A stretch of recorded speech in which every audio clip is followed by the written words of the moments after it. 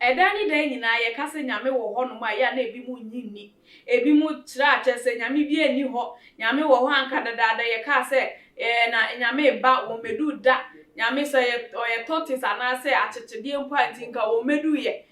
wo the truck na ne nsem ne de bebre wo the truck na eba ntinka wo medu ye chese enkrofo bebre e ka nsem se nyame ni ho batene me chwo se nyame bi wo ho no nyame tiase papa wo igusua eye nsentreni wo nipa brabom na busia me ka we akwakosi eye akola ketu a wenya 1.5 year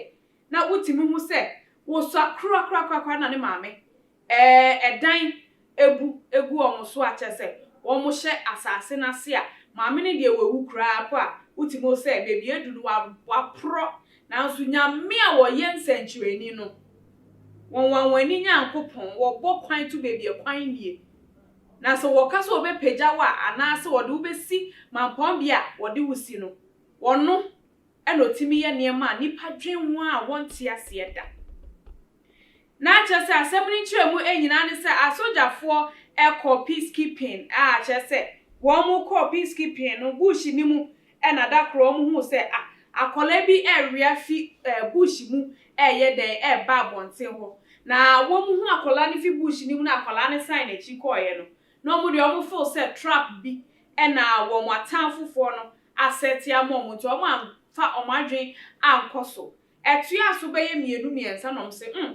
ene de akola we bebi e o ria fi ba no ye bedi ni tente atete na yakwa ko hu bebi a akola yi eye ofiba edini na bush mu a because yenti ase na mi hu chede hu efie bi esi bush yi mu a akola yi fi ediba so ye huhu so ye nipa enne de sese ye hu na wo mo bo modin a eteta akola ya to se akola ko rap pit bi mu ye bon bi mu a utimo se eye dan a ebubu egu ho no ma etokro abeda ase ho na mo hu se akola no abomodin akwakoshe no mu di omani ewura tokro ni mu hwe de akola ne ye wo ho no na chese maami a wewu eda ho no ma ne fa apro chese fi ne ha besi ne nan ase no apro kra na ne kon ne ne ti ni we no chese eno so apro ne mom fi ne kon so eba ne kokoso ni nufu so pa de ho de employe na uchiremu akola na yebisa no 1 year akola otimi kasa 1.5 year akola otimi kasa chiremu chira ne maami nwuye no ne maami ne wo ho ne maami ada na eya papa bi papa penimu pa eba na oba no aba benya ne maami no na obenya ne maami ni wie a na maami na fidi no na edan ni bugu omoso ni wie ye no na osua kete as a month old or a baby 2-3 months old akola ena feeding no chese ne maame no ewunsu we feedi akola ya nti na chese ho na employ no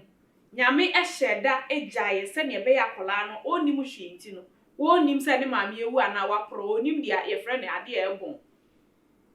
ho eno no feedi nufuo onipa wewu nufuo no nufu so da so wo ma akola na feedi a to 1.5 year 1.5 year a woda so hye momenti de se opie no obedi agora wo bush ni mu a na ekom de na no wakọ na wakwa papa na wo eye oba no wabenya ne maame no na wama ne lufuo enum onum wi a na wada enti asojafo ehu ade omuhu dwiri omu papa na omu twen yam akola yi epie fi tokro ni mu pie baaye no ena omu timi hu se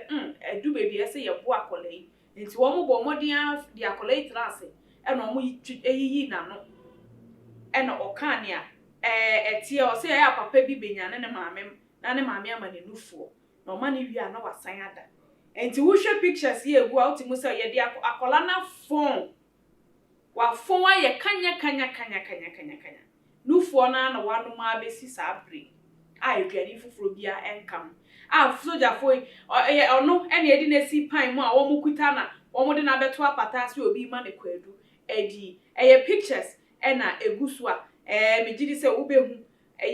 se ne ade ne koye ani ntino video antimi ambam na mum pictures enti pictures no na egu ho a abusua mo hwe no eno nti me nam sa kwan so aka che obi biara wo de wote wo na wote wo ka se nya me bi ni baabi na Christopher sorry a omu ye dede na ko ka kabai hwe nya me wo baabi o obi na bo wo ba asase so enye wo na wo bo wo da wo ni baabi a wo fi na wo ba ye enti se ka wo na ka wo ni baabi a wo fi na wo ba asase so na wo timi ka se nya me bi ani baabi a ena ke ye bete wase na so sanse wo ni baabi a wo fi ba no na se wo se nya me bi ene bo wo nya me da so ti ase ye nsenkyereni wo mre so so ye nsenkyereni a wo gusu ala se wo gusu ye nsenkyereni ma nkrofo nti wo mre so obeye wo de ama na nka akola keto ade eden egu one ne maame so na ono enwu na otimi ba bedu bush ano hwenka ne se mehu se kwan bi da ho ekofie nti me mfa so nko ne mo bedu bush na no ano akono mo efunu enufuo ensu nufuo nsu ewo mu no ba te se ne maame ne ti ase pepepe nyame ba ebenyane ne maame no na wanum nufuo eno ene aso steni akola no till now wafon wo hu se ne wafon afa no so nyame amane nkwa anhwere no